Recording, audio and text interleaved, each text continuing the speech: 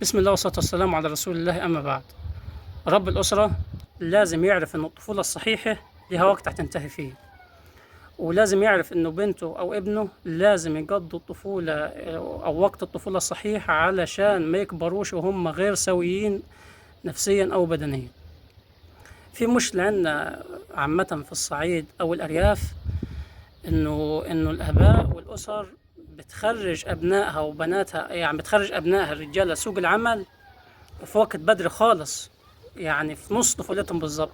يعني العيل زي ده قبل ما يتم ال10 سنين يبقى عنده مثلا 9 سنين أو 10 سنين، بالكتير خالص 11 سنة، مش عارف ايه. يقولوا له روح اشتغل وفين خيرك وروح هات لنا فلوس، اتغرب سواء بحر أو قبل أو اشتغل هنا في البلد باليومية أو اشتغل مش عارف مع مين صنايعي أو مع حد يشوف لك صنع أو كلام زي ده طبعا علشان خاطر هو عايز ابنه يجيب له فلوس، وهو شايف ان الموضوع ده هيخلي ابنه راجل وقادر يخوض غمار المجتمع ويعيش فيه ويكبر ويتحمل مسؤوليته ويبقى راجل وكل حاجة.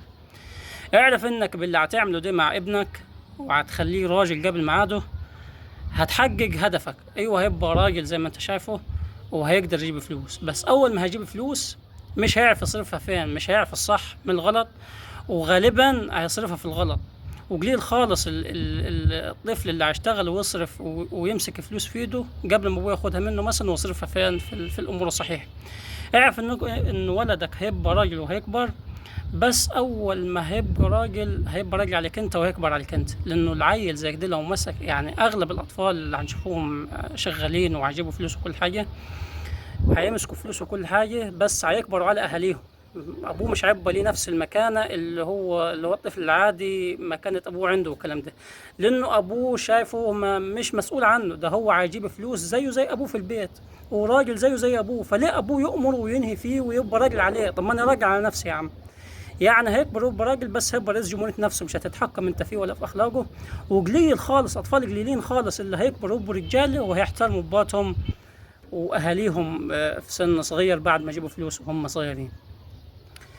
ادي ابنك فرصته انه يخلص طفولته علشان تعلموا الصح من الغلط، وعلشان تعلموا احترام الكبير واحترام الصغير، وتعلموا الحلال من الحرام. وبعد ما يكبر يكدب حتى 15 سنة بس يا عم، يبقى داخل في سوق العمل، علشان اول ما يشتغل يبقى داخل سوق العمل وهو وهو فاهم الصح من الغلط، وهو عارف يحترم ابوه وعارف يحترم امه، وعرف وخد وقته اللي عرف فيه انه ابوه لا ده شال مسؤوليته ورباه وعلمه تمام وكل حاجة، وامه علمته واهتمت بيه الفترة الكافية، وهو بعد كده اشتغل علشان مثلا يكون مستقبله، مش علشان يصرف على ابوه وامه، مش عشان يصرف على البيت مع ابوه ومع امه.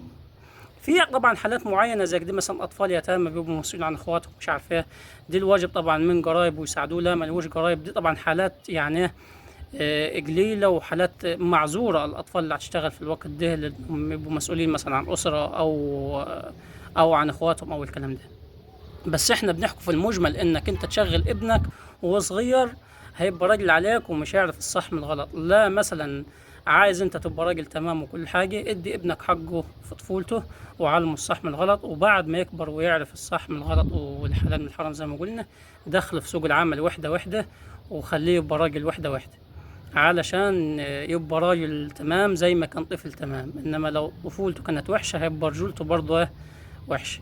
وربنا يعني يكفينا وإياكم شر الناس الوحشة.